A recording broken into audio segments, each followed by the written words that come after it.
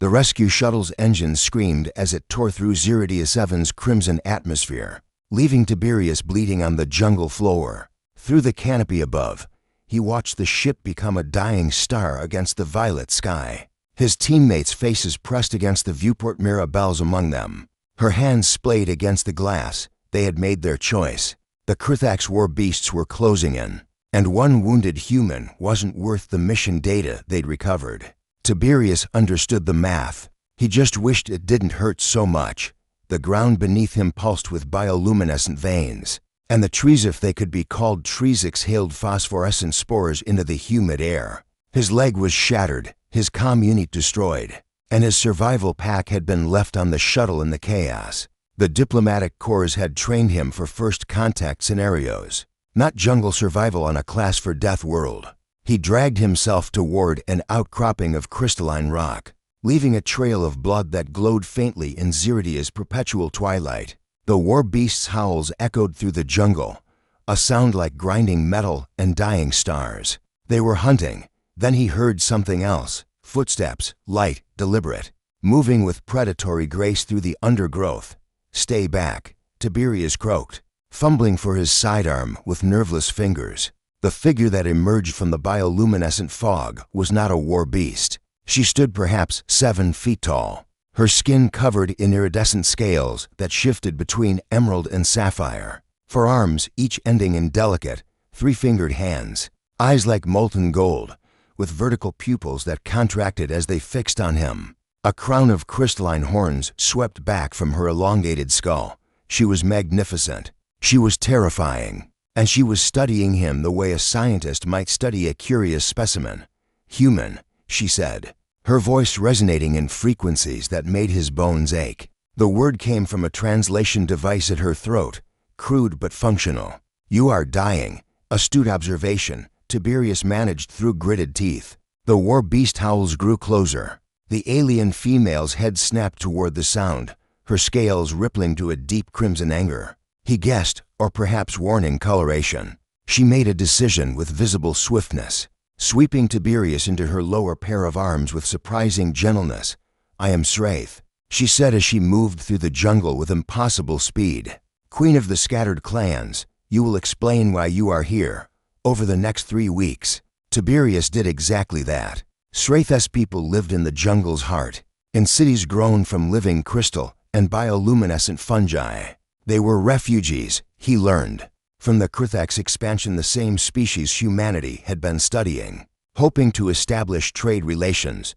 "Your people make treaties with slavers," Sraith said one evening, as she applied a poultice to his healing leg.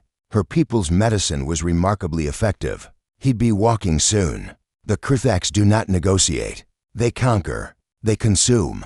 Tiberius showed her the data crystal he'd managed to keep intelligence on KRTHAX troop movements, weapons capabilities, breeding programs, information that could save billions, information his team had left him to die for. "My people didn't know," he said quietly. "We thought they were just another expansionist empire. We've dealt with those before." Sraith's scales flickered with colors he'd learned meant contemplation. "And now you know the truth. What will you do with it?" "Get it to my people. Stop the treaty. Help yours. Your people left you here. One person left me. My friend." The word tasted bitter. Mirabelle made a command decision. But humanity isn't one person. We're messy, contradictory, sometimes cowardly. We're also stubborn as hell. Over the following weeks, Sraith taught him her language, her people's history, their desperate hope that someone, somewhere, might stand against the Krithax tide. In return, Tiberius taught her about humanity, our wars, our peace, our terrible tendency to do the right thing only after exhausting every alternative. "Your species is young," she observed. "Foolish, definitely foolish," he agreed. "But we've got potential." The rescue mission came on day 47. Long-range scanners detected Tiberius's life signs, and the diplomatic corps, despite Mirabelle's protests that he was surely dead, sent a retrieval team. They found him walking out of the jungle, fully healed, accompanied by the queen of the scattered clans and 50 of her finest warriors. Mirabelle stood in the shuttle bay, her face a mask of shock and shame. "Tiberius, you thought I was dead," he said flatly. You were wrong. He walked past her, Sraith at his side, her warriors a silent honor guard. In his hand, the data crystal pulsed with new information not just about the Krithaks, but about the scattered clans, their technology, their desperation, their willingness to ally with anyone who would stand against extinction. The Council of Diplomatic Relations convened within hours. Tiberius stood before them, Sraith towering beside him, and spoke for 3 hours straight.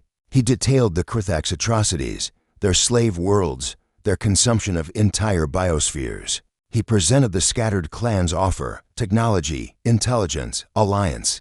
In exchange for protection and aid, they left me for dead, Tiberius said, his eyes finding Mirabelle's in the gallery. But I came back, because that's what humans do. We survive, we adapt, and we don't abandon people who need us. The vote was unanimous. The treaty with the Krithaks was dissolved. The alliance with the scattered clans was ratified, and Tiberius was promoted to first ambassador to the Ziridian cluster, with Sraith as his permanent liaison. As they left the chamber together, the queen leaned down, her golden eyes glinting with something that might have been amusement. Your Mirabelle is watching us. She seems distressed. Good, Tiberius said simply. Sraith's scales rippled with the color he'd learned meant laughter. You are a strange creature, Tiberius of humanity. Vengeful yet forgiving. Weak yet resilient, that's us, he agreed. We're humanity, fuck yeah. The translation device struggled with the idiom, but Sraith understood perfectly. In the weeks he'd spent in her jungle, she'd learned what he had, that humanity's greatest strength wasn't our technology or our numbers. It was our stubborn refusal to stay down. No matter how many times the universe knocked us into the dirt, they'd left him for dead. He'd returned with a queen and an empire at his back. Humanity, indeed.